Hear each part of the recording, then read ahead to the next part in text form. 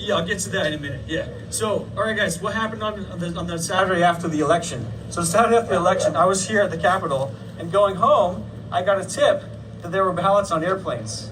Okay, so I didn't know what to do with that tip, so I followed up on this tip. So I called a friend. I'll call her Nancy, and I gave all the people involved in this story aliases except for Tom Van Flein, the chief of staff for Balgosar. Tom Van Flein was there with me at Phoenix Sky Harbor. So I show up at Phoenix Sky Harbor. They're like, hey, supposedly there's ballots on an airplane at Swifty Aviation on this Korea airplane, right? So I show up, like, what are the chances that there's gonna be a plane there that matches the description, right? But I show up and it all matches up. So I see this airplane at the airport at a private hangar. It's Korean Air, it has a blue undertone. I almost get to the White House. I call a lot of important people. So we get like 5 or 6 of us there.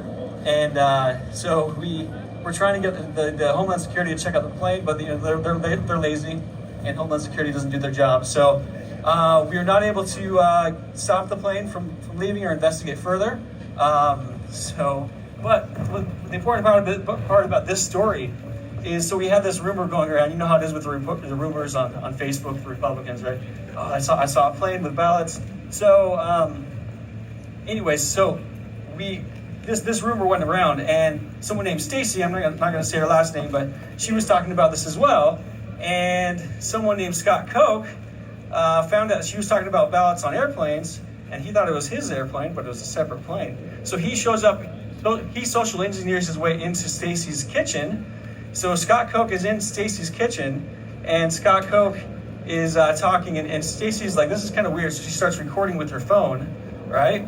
So she records this conversation, and in this conversation, Scott Koch, who works for a security company, admits to guarding ballots on planes at a National Guard hangar somewhere in the Phoenix metro area.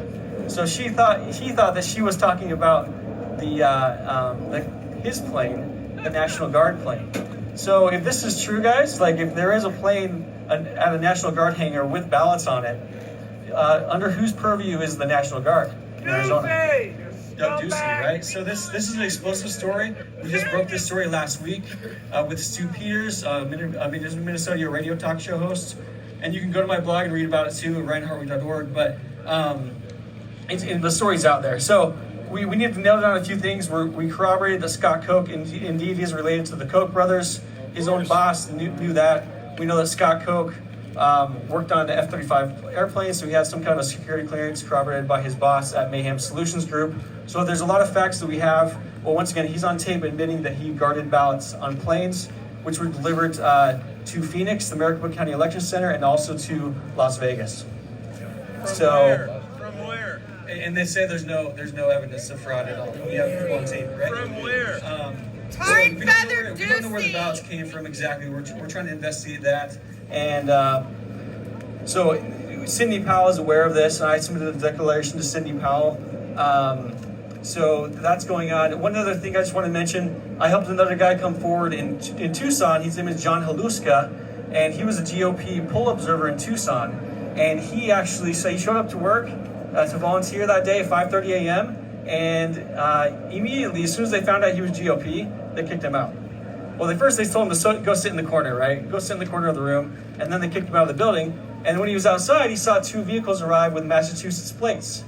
And they brought boxes into the facility. So he thought that was weird. He took down the license plate numbers, wrote a report, submitted it to the GOP. And guess what happened to that handwritten report? Can't find it. Disappeared. Right? So he went public and he put his face out there and we made a video. And now he's getting retaliation from his ex-wife, and they're making up stories about him. So he's working on that. So those are a few things that I've been involved with here, guys. And just so you know, I've worked with Project Veritas in the past. I've met with James O'Keefe. I'm not technically an employee of Project Veritas, but we have an affiliation, and they're a great group of people. So.